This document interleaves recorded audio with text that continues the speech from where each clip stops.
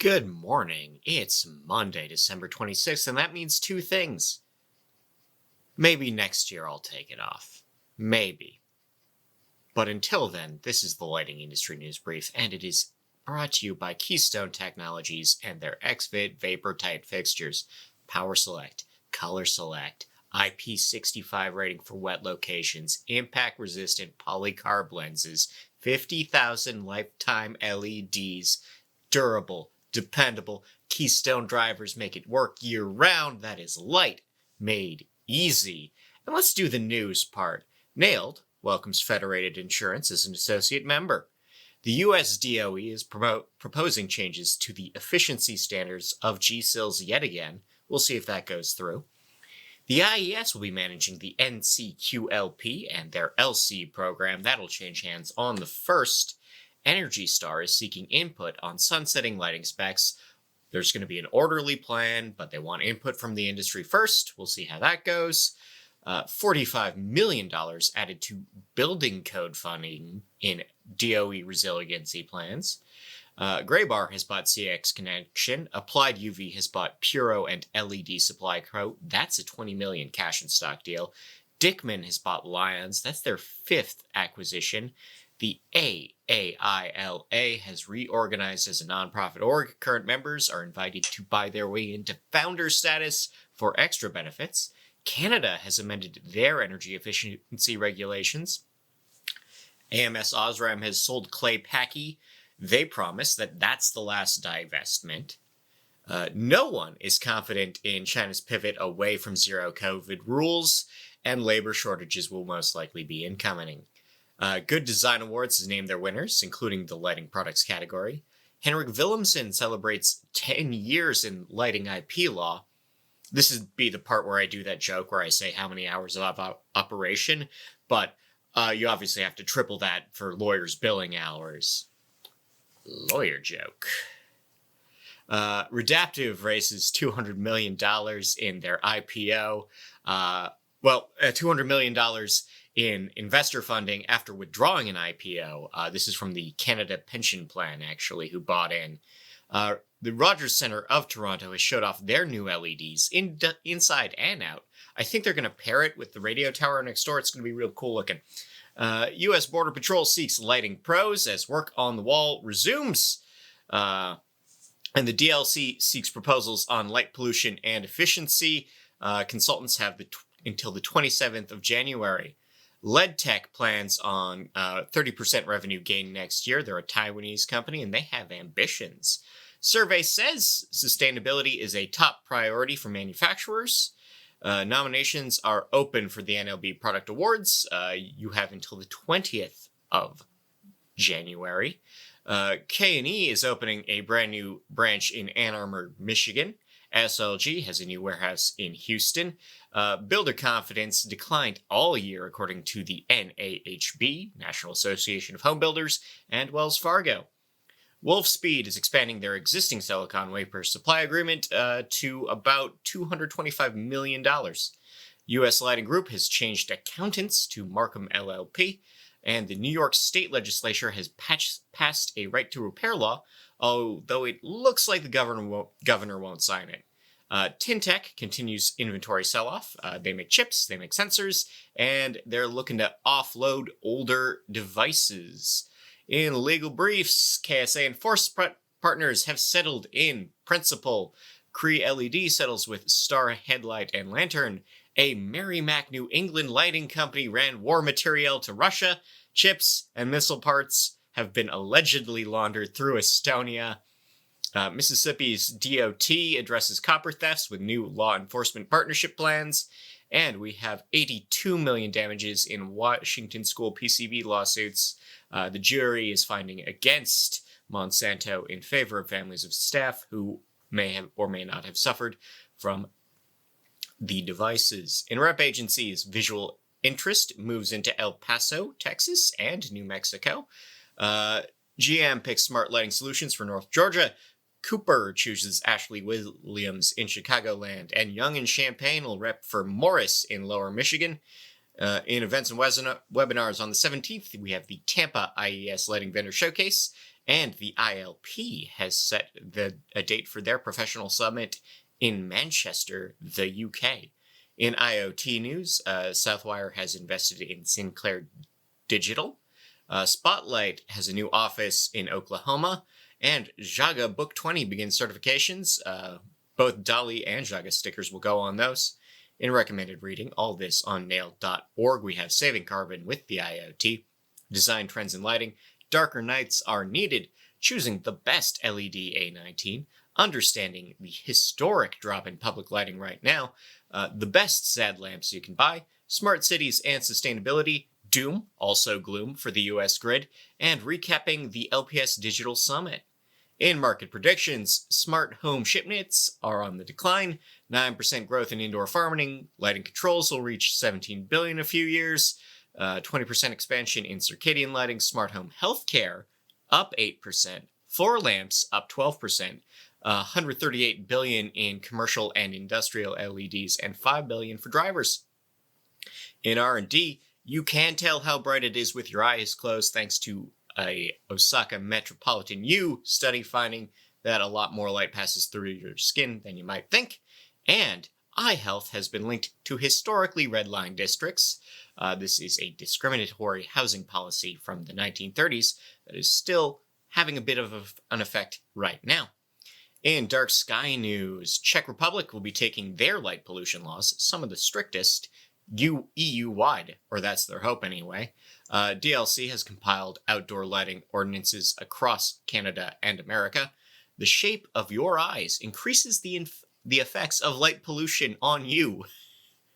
3/4 of major observatories struggle with light pollutions. Light affects tuna at an mRNA level. Birds suffer from light pollution differently because the light pollution goes up, and so do they. So even though you're taking surface level measures, you have to account for the parallax of them being higher. It's a trigonometry thing that you wouldn't think about it until you point it out, and this is a great study telling you to think about that. Also, use trigonometry. What do you know? Methane burn-offs cited as a light pollutant. Also, the air pollution they cause is bad. Ophthalmologist recommends turning off decorative lighting earlier in the night. Melatonin plays a role in avian E. coli infections. Fruit fly females' experience of sex includes a loss of circadian regulation. Yakalila, Austria, moves ahead with their dark sky initiative. St. John's, Newfoundland, is beginning to address streetlight complaints. The Mojave Basin Conservation Authority is buying light monitors. Hold them really high, guys. The birds. University student is calling for light regulation in Des Moines. We have a call for night restoration over Traverse City. And the Dallas Soccer Club is sending beams into space. In horticultural news, Lindsay is partnering with Ceres for remote monitoring. And a omnibus federal bill might let cannabis companies bank like the legal enterprises they are, which would be really good for the industry and anyone who might be interested in providing them loans for equipment like you. In local news, Cheyenne, Washington declines grants. Related story, man bites dog. Markleville, Indiana moves ahead on streetlight switches. We've got not quite $500,000 in grants for Pennsylvania. We have a South Carolina utility offering new incentives for business next year. Horry County, South Carolina is in the Purple Streetlight Club. The USDA offers $500,000 to rural Oklahoma energy projects. Minnesota is going to plan on revamping some of their state buildings for efficiency. We have a $100K project in the District of Columbia. The Figge Art Gallery of Iowa is planning a new light sculpture. Amsterdam, New York sets a date for their streetlight projects. We have new assessments available from BC Hydro in British Columbia. And we have an illuminated bear winning a student art prize.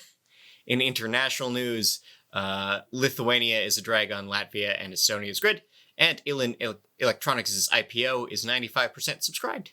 In people news, the IALD has elected a new board. George Sprengs will be retiring. Dialite has named an interim chair. John Andrews resigns at Applied UV. Might have something to do with it. That happened a little earlier in the story. NACA elects Sonia Rome as their Oregon Columbia chapter president, and Graybar is shuffling some leadership positions around, specifically 3 VPs. In things you can make, we have some ideas for neon sign repair, we have an illuminated chessboard, and a motion-activated LED clock. I've been Scott Wachter. This has been brought to you by Keystone and Nailed. Thank you for listening. Have a great week. Enjoy the music. While the pharaoh is gone, I clean out the mess and then I sit myself down. Have another glass and wonder where it went wrong. How did it get so far? Well, for a while it was fun. At least it's what I think. It didn't last very long. I have another drink, I'm passing out on the floor. How did I get so far?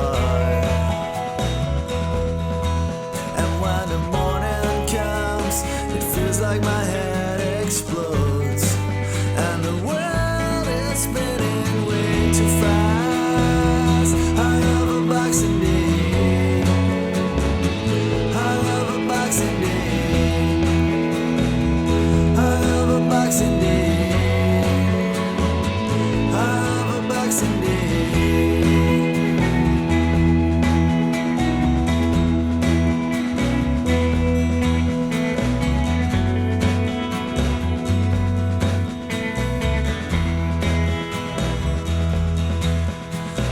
Come down the stairs, I trip over the bottles that I emptied last night. Trying to drown my sorrows, I come tumbling down. I'm crashing into the tree. God, I hate Christmas time. It's never very merry, all those memories I'd rather like to bury. I just drink them away, I soak them in alcohol.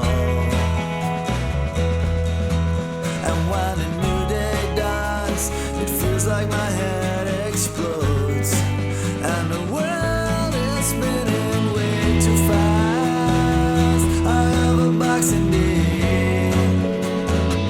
I have a boxing day. I have a boxing day. I have a boxing day.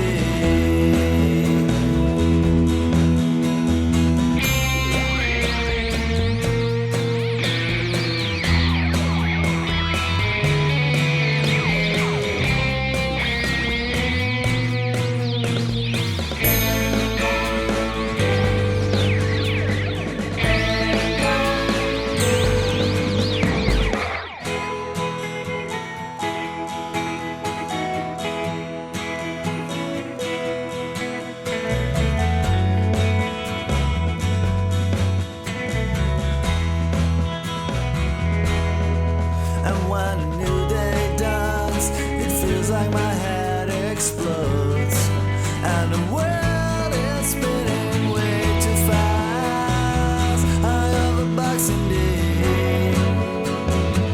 I have a boxing day. I have a boxing day. I have a boxing day. I have a boxing day. Boxing day. I have a boxing day. I have a boxing day. Boxing day. Boxing day. I have a boxing day. I have a boxing day. I have a boxing day. Boxing day.